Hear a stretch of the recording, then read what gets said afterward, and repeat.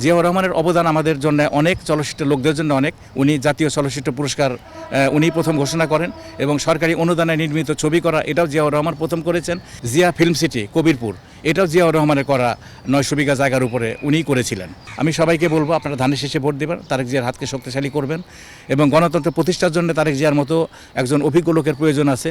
নির্বাচন 12 তারিখে, তো আমি চলচ্চিত্র পরিচালক মোস্তাফিজুর রহমান বাবু আপনাদের সবাইকে শুভেচ্ছা জানাই, অভিনন্দন জানাই। যারা চলচ্চিত্র দর্শক বা চলচ্চিত্রের সাথে জড়িত তারা সবাইকে আমি একটা কথা বলবো, আপনারা ধানের শেষে ভোট দিয়েন। তার কারণ জিয়াউর রহমান স্বাধীনতার ঘোষণা দিয়েছিল, এই দেশটা স্বাধীন হয়েছে, মুক্তিযুদ্ধ করেছে, এদেশের রাষ্ট্রপ্রধান হয়েছে, সামরিক বাহিনীর প্রধান ছিল। তো যাই হোক, উনি শাহাদত বরণ করার পরে উনি ছিল একজন সৎ মানুষ। ওনাকে দেখে আমি রাজনীতিতে আসা, এবং যখন রাজীব ভাই ছিল এফডিসির এমডি, তখন রাজীব ভাইয়ের সাথে যাশাস করেছি, জাতীয়তাবাদী চলচ্চিত্র পরিষদ করেছি। রাজীব ভাই থাকতে এফডিসিতে একটা দেশনেত্রী সাংস্কৃতিক পরিষদ করেছিল, এরা আমাদের ম্যাডাম খালেদা জিয়ার নামে। তো সেই সংগঠনের আমি এফডিসির ছিলাম সভাপতি এবং সেন্ট্রাল কমিটির আমি ছিলাম সহসভাপতি। যাই হোক, জিয়াউর রহমানের অবদান আমাদের জন্য অনেক, চলচ্চিত্র লোকদের জন্য অনেক। উনি জাতীয় চলচ্চিত্র পুরস্কার উনি প্রথম ঘোষণা করেন এবং সরকারি অনুদানে নির্মিত ছবি করা এটাও জিয়াউর রহমান প্রথম করেছেন। এবং জিয়া ফিল্ম সিটি কবিরপুর এটাও জিয়াউর রহমানের করা 900 বিঘা জায়গার উপরে উনিই করেছিলেন। তো যাই হোক, জিয়াউর রহমান মারা যাওয়ার পরে বেগম খালেদা জিয়া আমাদের দেশনেত্রী, আপসহীন দেশনেত্রী, গণতন্ত্রের মাতা, উনি আস্তে আস্তে রাজনীতিতে এসে উনি 3 বারের প্রধানমন্ত্রী হয়েছিলেন।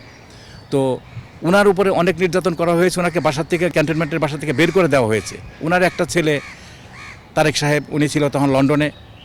তো ওনার মার যে উপরে যে নির্যাতন হয়েছে এটা উনি কাছে থাকেন নাই। ওনার আরেকটা ছেলে ছিল মালয়েশিয়ায়, কোকো সাহেব, উনি মারা গিয়েছে। তো এগুলি তারেক সাহেব দেখতে পারে নাই। তো এই যে তাদের একটা বিশাল ট্র্যাজেডি, এবং তারেক সাহেবকে যে নির্যাতন করা হয়েছে ওয়ালি নেবেনের সময়, এটা চিন্তাই করা যায় না। তো যাই হোক, তারপরে উনি আল্লাহর অশেষ মেহেরবানিতে উনি ভালো আছেন, এখন উনি দেশে ফিরে আসছেন, উনি রাজনীতির হাল ধরছেন।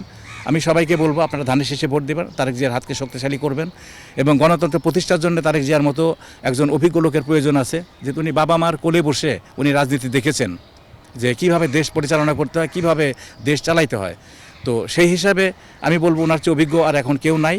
উনি যদি দলের হাল ধরে, উনি দেশের হাল ধরে, তাহলে দেশটা অনেক ভালো চলবে, গণতান্ত্রিক পদ্ধতিতে সুন্দর চলবে।